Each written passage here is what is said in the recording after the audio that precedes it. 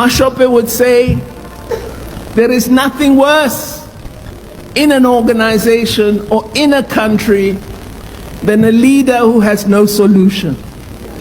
We can't be asking someone else, how do we solve this?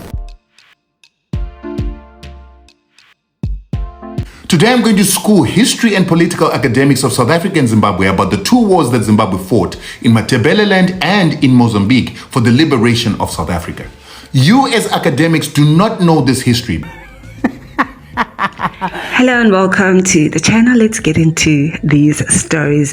Now, South Africa is going through a lot, and the allegations are that the ANC and their leadership, Ramaphosa, are involved in it. The way that Jacob Zuma was treated versus the way that Ramaphosa is treated, totally different.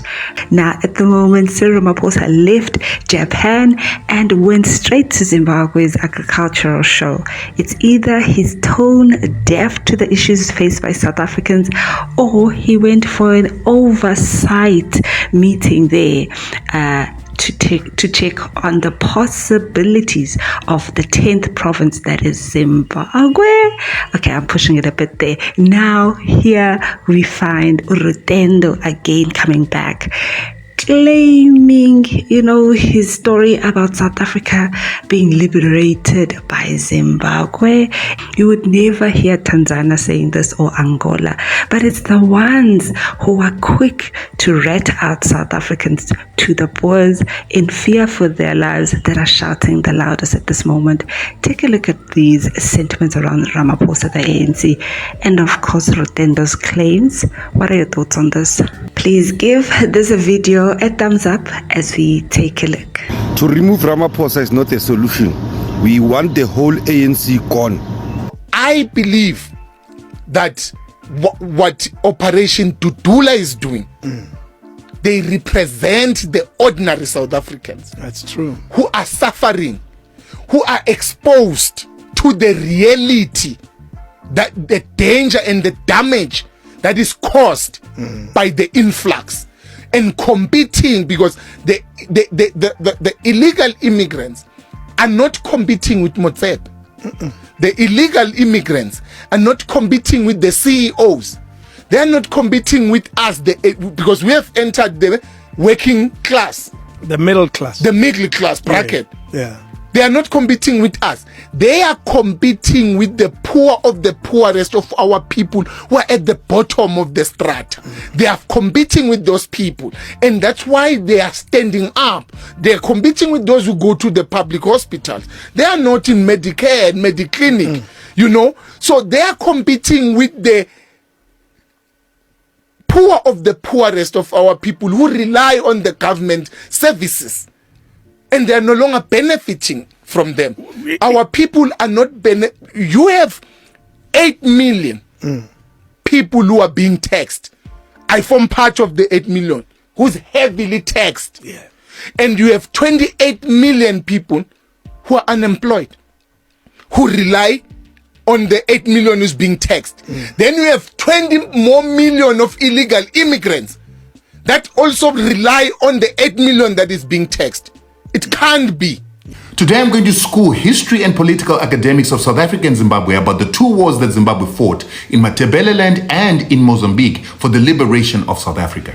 You as academics do not know this history because your politicians do not want you to know it. You've got a colonized education system and your media still belongs to the enemy. This is the story about the war in Mozambique fought by Zimbabwe. Nationalist guerrillas in Rhodesia finally forced the British government to negotiate a settlement that ushered in Zimbabwe's independence in 1980.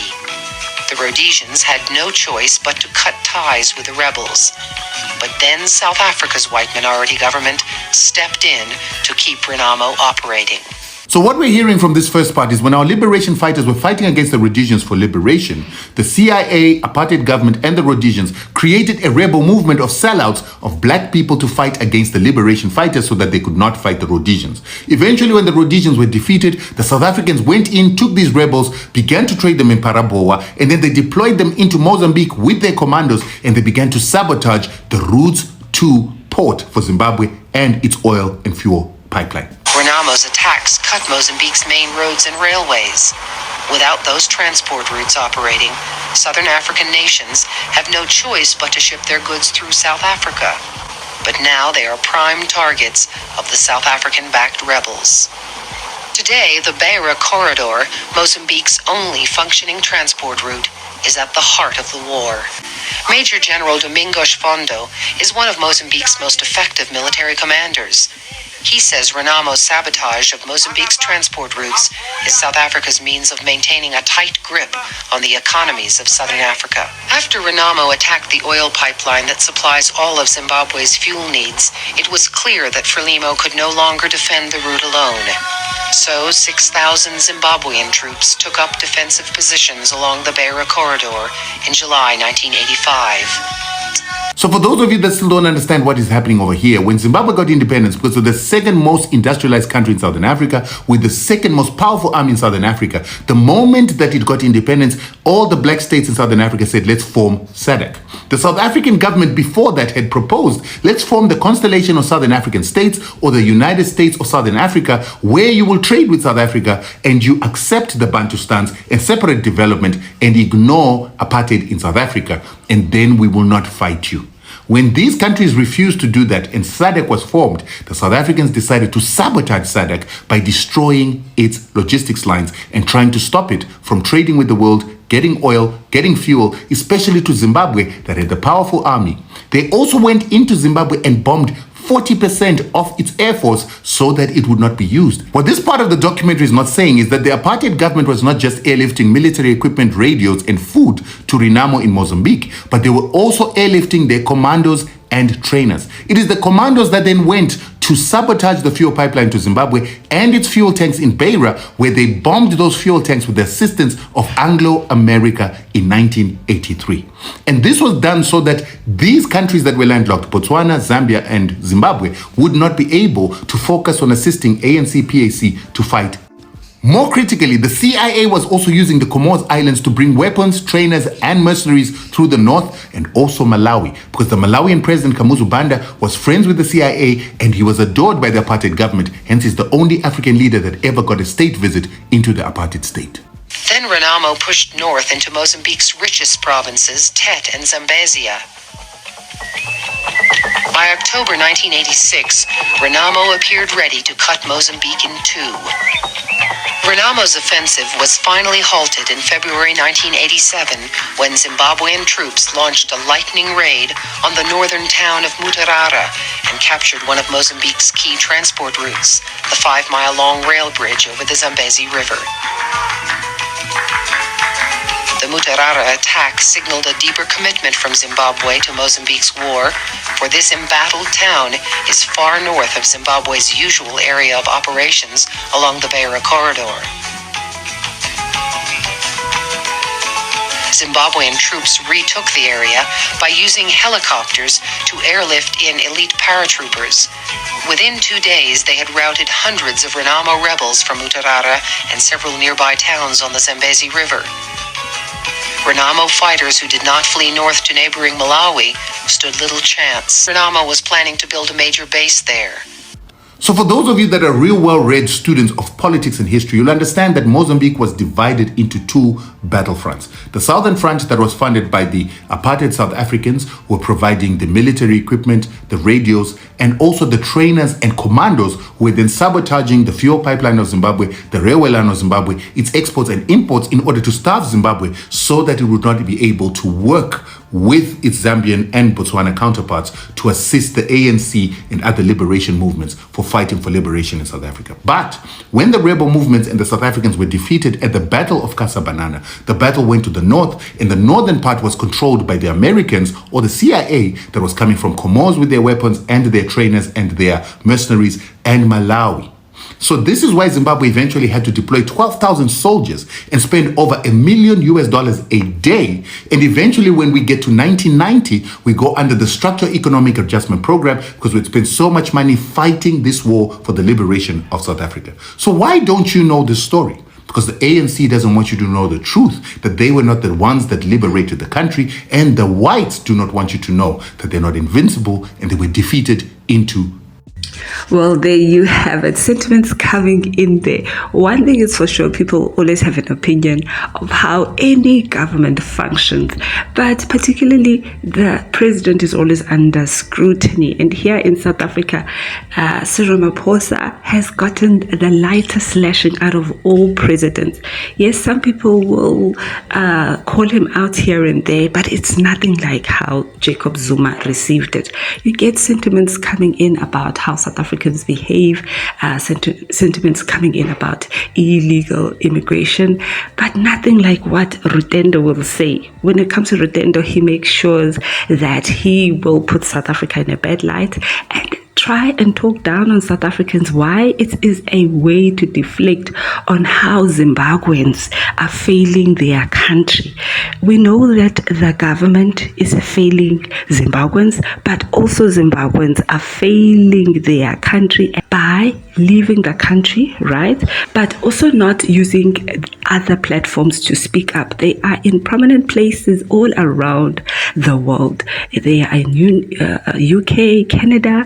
Those are the opportunities to speak up. At least if they're not going to speak up against their government, at least speak up against sanctions, speak up against the challenges that the people of Zimbabwe are facing. Say something.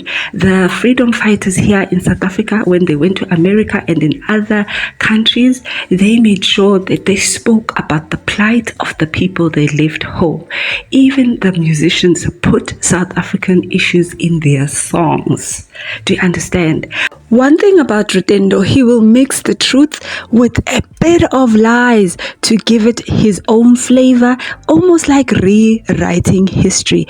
Yes, there were wars that the Zimbabwean army fought in Mozambique and in the Matebele land, as they said, but it was for their own interest as Zimbabwe. It's just that the apartheid government was involved. But you can even hear in the video, I tried not to cut it so that you can get what he actually said in his argument, that it was for their own interest. Secondly, it was also to preserve their own freedom, independence that they just got. And it is on record, Mugabe clearly saying that he will not disturb anything that the apartheid government is doing in South Africa. There is some good relations, diplomacy that is happening between the countries. A1, which is an agreement on movement between the two countries. Let them document it, because after 10 years, more than this, they will still claim that South Africa did nothing. So it is good to document it, just like America documented and formalized their relationship with Africa. They had the AGOA. So Africa cannot claim that America did nothing for them. They had US aid, right? It was a formalized program. So there is no country that can say the USA has never done anything for them, because there's proof in a visible, well-marketed program, right? So South Africa, if they are clever, this government that is evading responsibility at this moment, since they are allowing illegal immigrants, let it be documented somewhere in a program, some sort of free movement program, some sort of if it is a trade agreement, if it is a treaty, let it be documented so that we have proof, right? And not only that, terms and conditions would then apply, right? So we get people like Abo Rutendo, who did the minimum, by the way. Zimbabwe did the minimum to assist South Africa, but they are claiming the most, right? As a collab, we are on the fact that such utterances where there is such an entitlement as though South Africa has not given back, right, would then be eliminated, because, for example, the Minister of Health has just told Dudula that they have no record to clearly identify which patients are truly South Africans and which ones are foreigners. Excuse me. So that means that all of this work that they're doing it for free. They cannot go back to that government and say, look at what we have done for your people. Look at what we can do for your people. Let's say in future, when there is a service that they would want to propose to or other nations or or even position to world leaders that this is what South Africa is doing for the region, it means they would have no proof. So it makes no logic either way, because they are already providing it. We are saying let it be formalized, let it be clear, so that South Africans can be protected, but also for the future of South Africa and for the future of even Zimbabwe. What are your thoughts on how South Africa can move forward and survive this Trump economy? Please give this video a thumbs up. Thank you so much for joining us on this video. Let's meet on the next one. Bye.